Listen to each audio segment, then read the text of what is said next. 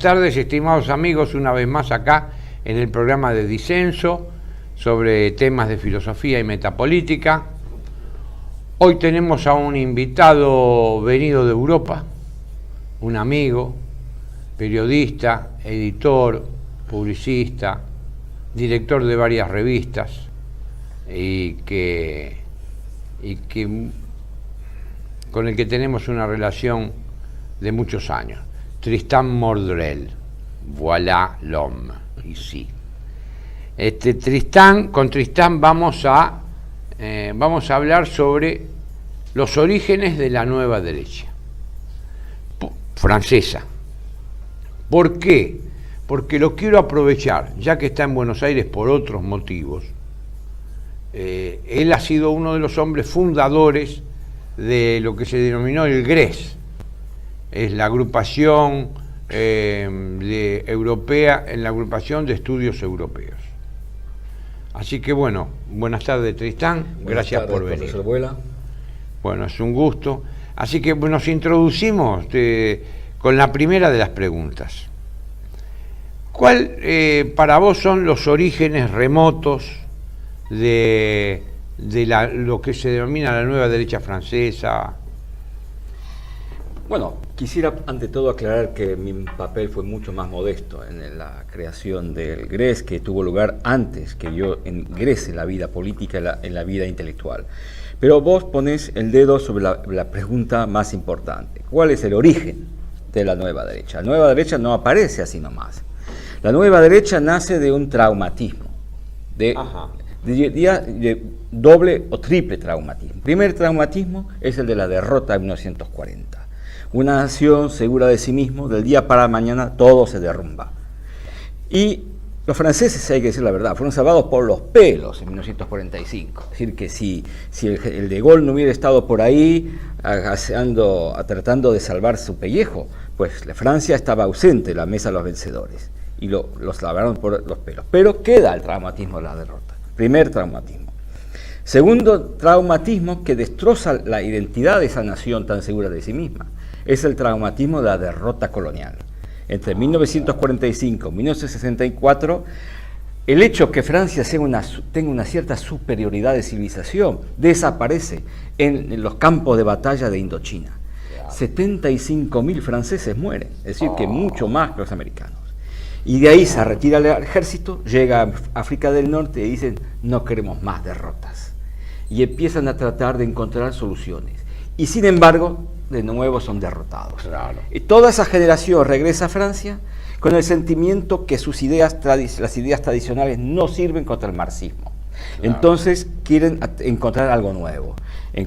Y por eso rompen con el conservadurismo tradicional, rompen con la religión y rompen con el nacionalismo. Ahí está ese crisol tan misterioso del que va a nacer un poquito más tarde la nueva derecha. Qué interesante explicación, porque vos has resumido en 2 minutos toda la historia traumática contemporánea del 40 al 65, al 70, ¿no? Porque nosotros siempre recordamos, acá vos sabés que Francia tenía una gran influencia en Argentina, con los filósofos, el tema de la cultura y demás, y también en el tema de la valentía, porque cualquiera recuerda, de los que lo está viviendo, el Dien Bien Phu. Es decir, Francia no se rinde en Indochina, y siempre quedó esa idea de que los franceses no se rendían en combate, que el general que comandaba el Dien Bien Phu estaba cercado y le dice, bueno, ríndase, y el hombre dice, merde, ¿no? Una cosa así. Bueno, tiene que haber sido conmovedor estos tres episodios que vos relatás. Como vos has sido de alguna manera mi anfitrión en Francia, ya por el año 81, que hiciste que me conocieran a mí también, porque nosotros pudimos dar conferencias, conocí a esta gente. Quería preguntarte sobre el tema de por qué esta denominación, que es absolutamente falsa para mí, pero bueno, ¿por qué la denominación de nueva derecha? ¿Cómo nace eso?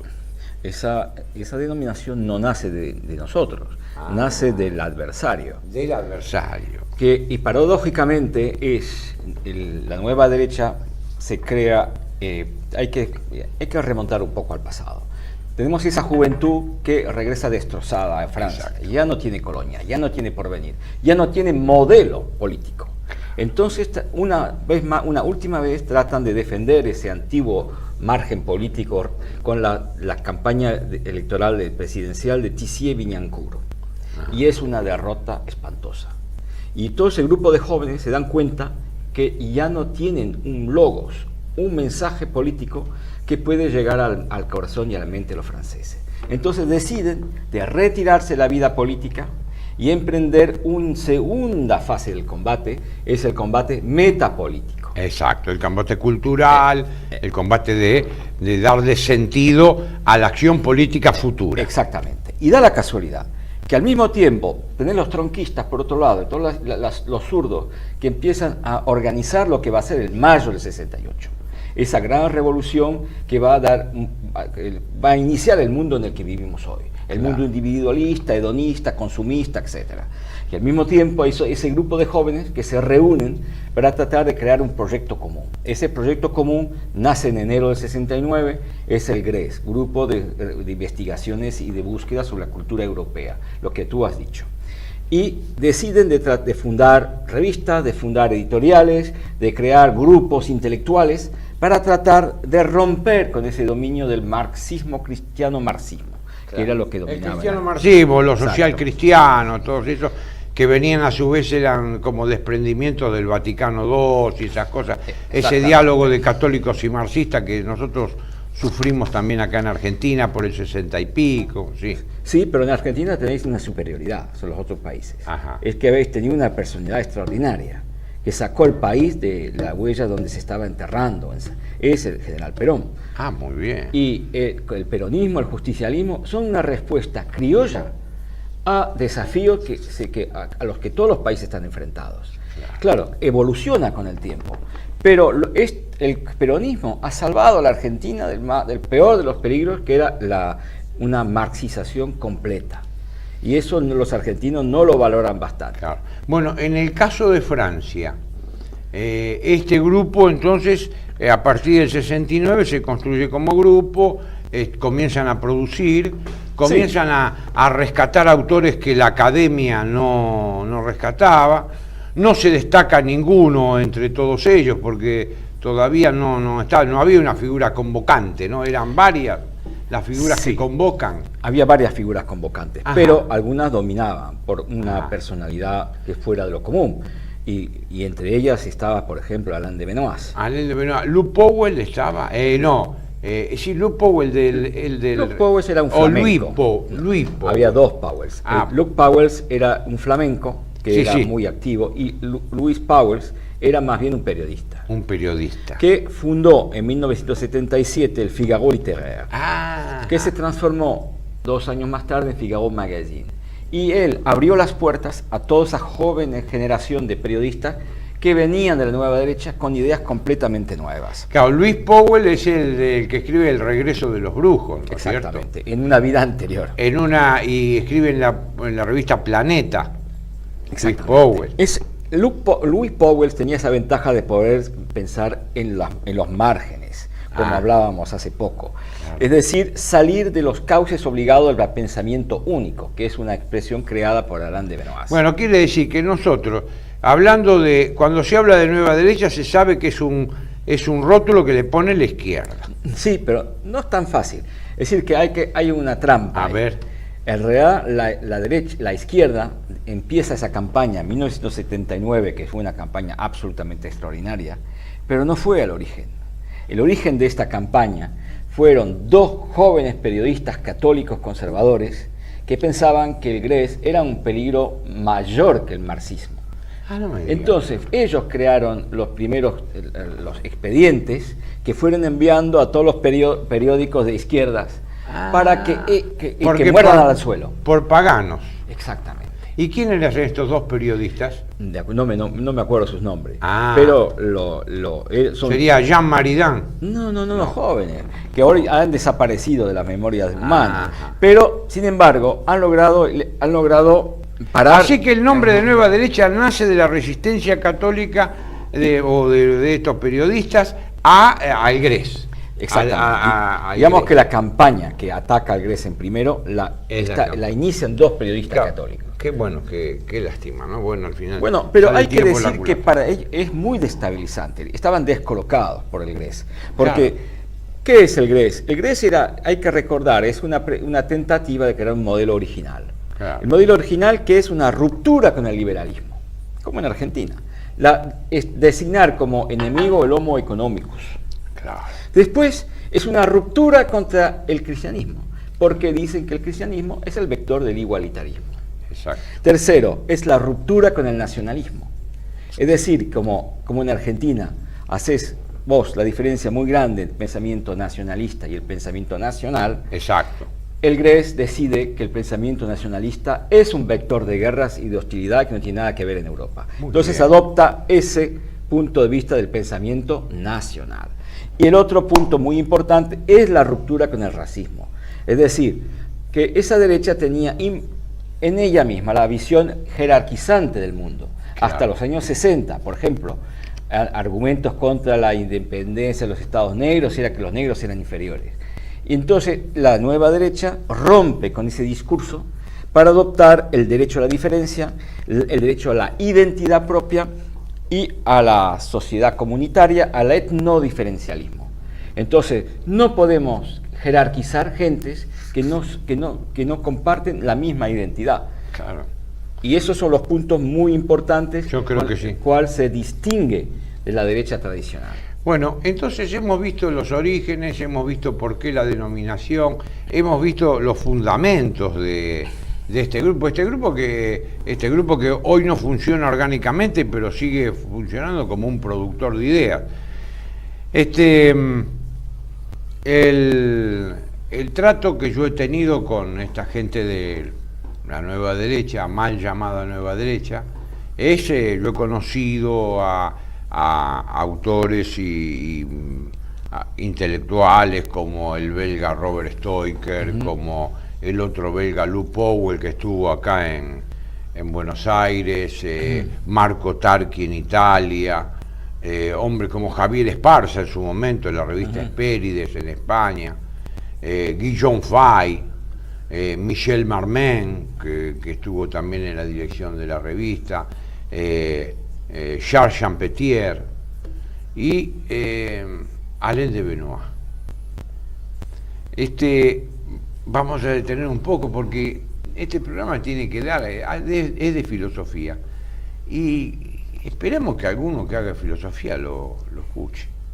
Detengámonos un poco en la figura de Alain de Benoist, que para mí, en mi limitación, está bien que lo conozca hace muchos años, es como dicen en Francia, un maître à penser. No es un filósofo, no, es un maestro que ayuda a pensar. Acá decimos maestro en filosofía. Es un hombre que tiene una capacidad extraordinaria, tiene el don de la bilocación, va atacando los problemas que se van dando. Y los problemas que se van dando siempre le va dando respuestas originales. Esta es la impresión que tengo. Bueno, hablemos un poco de Benoist. ¿Cuál es tu opinión respecto de él?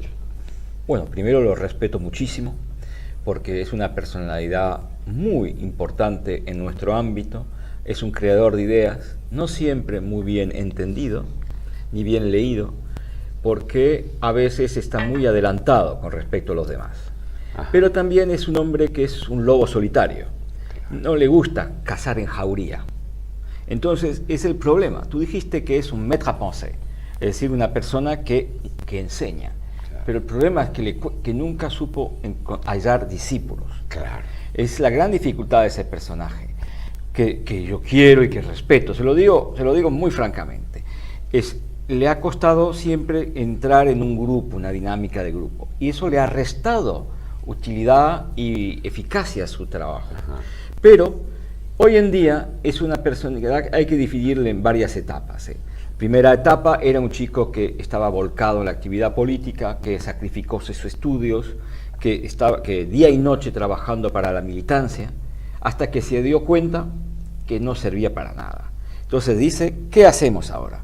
Y Alain de Benoist decide de crear y de fundar una revista extraordinaria que se llama Nouvelle École, a la cual vos has colaborado. Sí, sí. Soy correspondiente en Argentina. Bueno, pero en Argentina fue corresponsal Jacques de Mayeux, claro, por ejemplo, que yo vine a ver acá en Buenos Aires.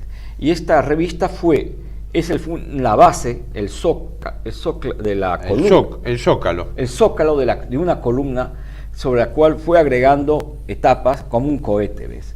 Y poco a poco fue despejando nuevos horizontes con números nuevos. Y esa es la etapa que se construyó en el seno del GRES. Ajá. Y porque había una comunidad orgánica alrededor de él. Claro. Es muy importante la idea de comunidad orgánica. ¿Te parece que hacemos una pausa acá porque pasamos a un segundo bloque? Sin ningún problema. Continuamos con el tema. Estoy a sus órdenes, profesor. Bienvenidos a CEPA, Centro de Estudios del Pensamiento Americano. Nuevo sitio web de cursos de formación en política, filosofía, historia, literatura, geopolítica, religión, psicología y más. Cursos de formación que reflejan el verdadero pensamiento americano. Lo invitamos a elegir el curso de su agrado ingresando en www.cepa.la.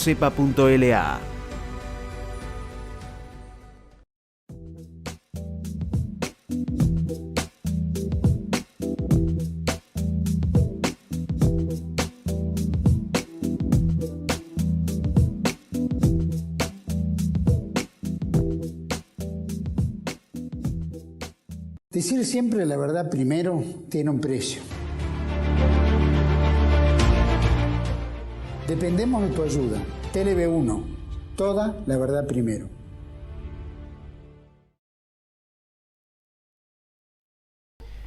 Estimado Tristán Mordrell, estábamos hablando del tema de cómo el GRES había comenzado a crear una comunidad Exacto. de ideas, de intereses, en fin. Sí, porque vosotros tenéis que daros cuenta que es ser minoritario, ultra minoritario en una sociedad adversa. Es decir, que cuando vos defendés ideas que están al opuesto a lo que se ve por la radio, la televisión, los periódicos, es una situación muy difícil. Un poco como decían los jesuitas, hay que estar en el mundo pero no ser del mundo. Y exacto, es una actitud que hemos adoptado. Eso quiere decir que hemos creado una comunidad orgánica de gente que comparte los mismos ideales. Teníamos fiestas comunitarias, las familias se conocían entre sí, y un movimiento de juventudes, que es paradójicamente la única cosa orgánica que haya sobrevivido. Ajá. En el cual están mis hijos, están los hijos de mis amigos, ahí se conocen, y es el crisol donde se fraguan las nuevas generaciones. Pero en fin, y ese aspecto orgánico es muy importante, porque hoy en día la organización GRES no existe más. Pero en mi trabajo, en mis corresponsales, siempre hay gente que estuvo y siempre están activos. Claro. Y los discípulos, o sea, que decías, están por todas partes, del Frente Nacional, de Marine Le Pen, a otros partidos, porque defienden un sentido de la vida, unos ciertos valores. Y eso es el sentido orgánico. Yo noto, por ejemplo, en el caso de Benoist, que seguimos hablando de este pensador, noto la influencia. Él tiene una influencia muchas veces no directa, sino indirecta. Es decir, tiene influencia a través de terceros. Hace poco estuvo acá en Argentina Dugin, Alexander Dugin, que es un geopolitólogo ruso, que vino, estuvo en el canal, yo lo invité. No lo reporté yo, habló con otro, en otro programa, pero no tuvimos ocasión de hablar con él, pero sí después en las conferencias, y la deuda que me mostró Alexander Dugin, que es un asesor, profesor de universidad, asesor del gobierno en algunos aspectos geopolíticos, la deuda que mostró con de Benoist. Yo les digo desde el punto de vista filosófico que existen en Francia, existen y uno ya falleció, dos autores que son muy importantes para los universitarios argentinos. Uno es Pierre Boutin, seguramente, que es el sucesor en la cátedra de metafísica de Manuel Levinas en la Sorbona, un hombre multifacético, y siempre les recomiendo que lean Ontología del Secreto. Bueno, les damos una pista. La otra pista que da Dicenzo es sobre Alain de Benoist. Alain de Benoist no es un académico, pero tiene el trauma del académico. Es decir, Alain de Benoist escribe un artículo y hace 40 citaciones para mostrar todo el bagaje cultural que él maneja, que por otra parte es cierto. Pero ¿por qué? Porque como él no es reconocido como académico en Francia, él los escritos los transforma, cada uno de sus escritos, en ensayos. Y esto le da, por un lado, muestra el toque que puede tener de Benoist, que es, bueno, no me considera en la academia. Pero por otro lado, le da que cada escrito de él es un escrito unitario. Cuando uno lee Alain de Benoist, cualquier cosa que lea siempre tiene carácter de unitario. Y ahí entonces cumple con la premisa de Platón. Platón decía que filósofo es el que puede ver y relata el todo, y el que no lo es. Y en cada caso, si uno lo mira, por ejemplo, el tema del decrecimiento, el tema del comunismo, el tema del nazismo, el tema del racismo, el tema de la multiculturalismo, el tema del interculturalismo, el tema de la inmigración, el tema de la economía autocentrada, etcétera, etcétera, etcétera. Todos los temas que ha tratado de Benoist. Todos estos temas, todos se pueden leer o en conjunto dentro de la obra que es inmensa de este hombre, o separadamente. ¿Por qué? Porque él se ha encargado, por una especie de capiti diminucio propia de él, de que en cada escrito ponga todo lo que sabe. Esta es una observación que tengo hecha de un amigo, ¿no? Por otra parte. Sí, pero tiene sus inconvenientes. Es decir, que los libros de Alain de Benoist resultan difíciles de leer para todos. Exacto. Es decir, como decía Quevedo, Góngora, solo escribo para pocos. Claro. Y es el problema, es decir, que cuando vos pones una multitud de notas, no lo haces para el hombre de la calle. Entonces, yo prefiero sus artículos que escribe con seudónimo para Le Monde, porque ahí es mucho más pedagógico. Ajá. No tiene justamente ese problema del que no pudo, por su vida sacrificada, no pudo ir a la universidad y sacar los diplomas que le corresponden. Entonces tiene ese problema, no es el único. Dominique Venner tenía exactamente el mismo problema en historia, que era muy pesado porque quería siempre hacer valer unas capacidades intelectuales que no se le reconocían. Exacto. Mientras que en sus ensayos es mucho mejor, porque no tiene notas en pie de página. Sí, y de Benoist es mucho mejor cuando escribe artículos breves, artículos condensados, artículos en el cual no hay notas. Bueno, hablemos un poco porque él tiene una escuela, vos decías muy bien, no tiene discípulos, Alain de Benoist. Cierto. No se ha encargado, es un lobo solitario, no se ha encargado pero tiene una cantidad de ex discípulos. Sí. Entonces, ¿qué pasa? Esto también el discipulado forma parte del discipulado los ex discípulos. Y este hombre de Benoist está lleno de ex discípulos que son la mayoría hombres de una gran profundidad. Yo conozco 4, 5, 6 de ellos que son magníficos, pero son ex discípulos o ex partidarios o como quieran llamarlo. Bueno, de estos discípulos todos están en actividad, porque Pierre Vial está en actividad, Robert Stoike está en actividad, Guillaume Fay en actividad, Marco Tarki en actividad, Esparza en actividad, en fin, ¿vos crees que el tema de este sistema, en el fondo, este sistema de ideas, este combate frente al pensamiento único que que inaugura de Benoist, pero que se lo atribuyen a Ignacio Ramonet algunos, ¿no? Ah, sí. Sí. No, Ignacio Ramonet, bueno, yo pienso que vino después. En fin, me da igual la realidad. Pero yo sinceramente pienso que fue de Benoist que fraguó esas cosas. Yo creo también que fue de Benoist.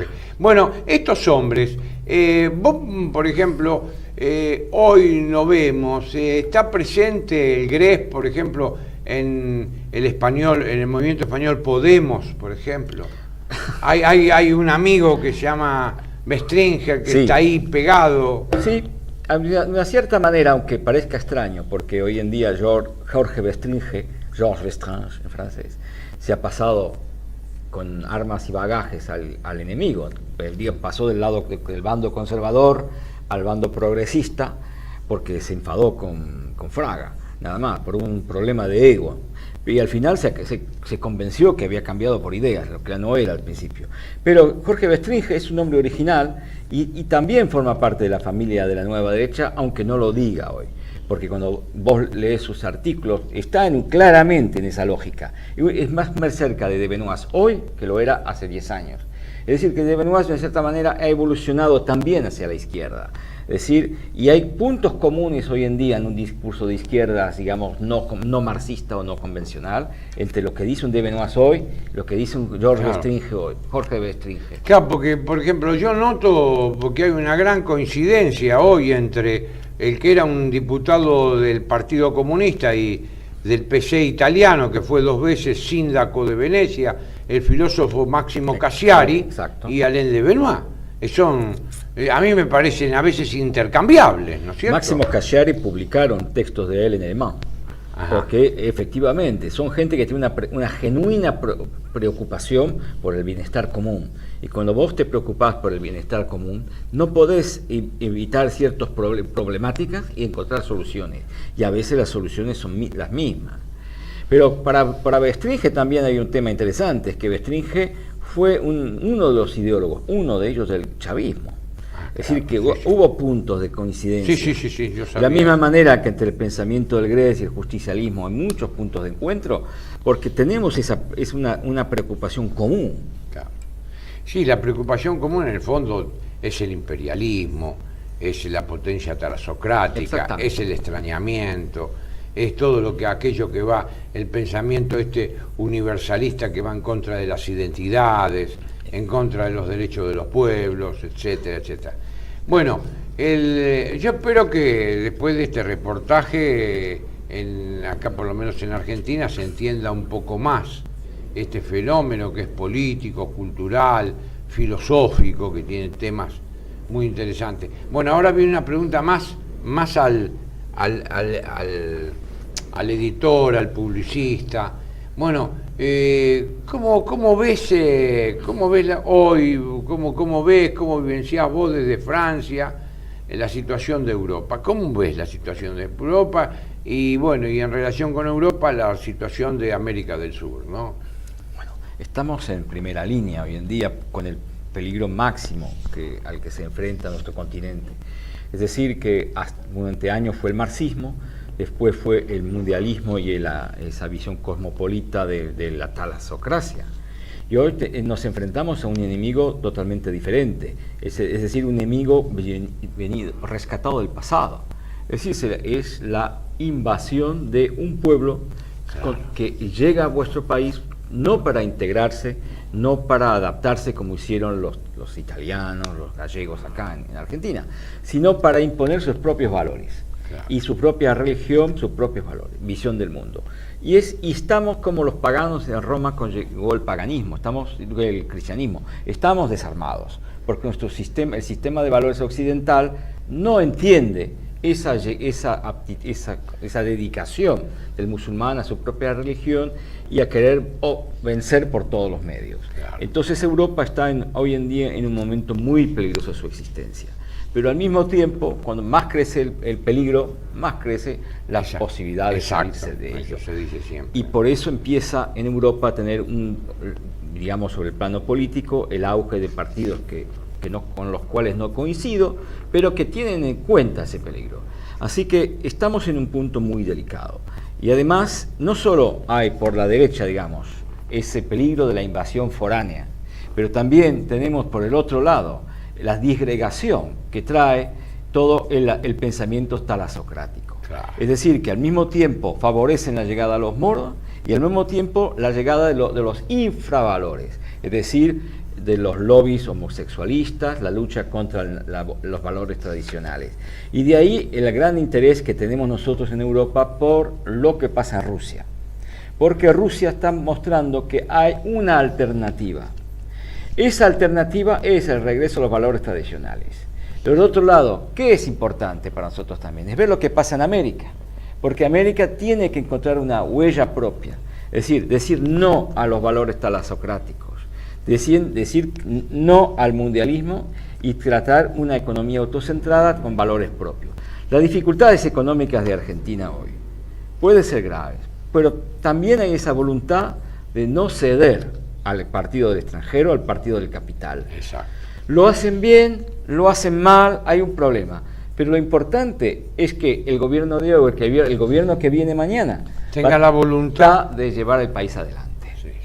Bueno, Tristán Mordel, muchas gracias por esta charla. Estimados amigos, ha sido un gusto, ustedes han escuchado, valorarán en su justa medida estas opiniones de un gran amigo y un mejor publicista y editor. Pues muchas gracias por haberme invitado, fue un placer para mí también estar con vosotros.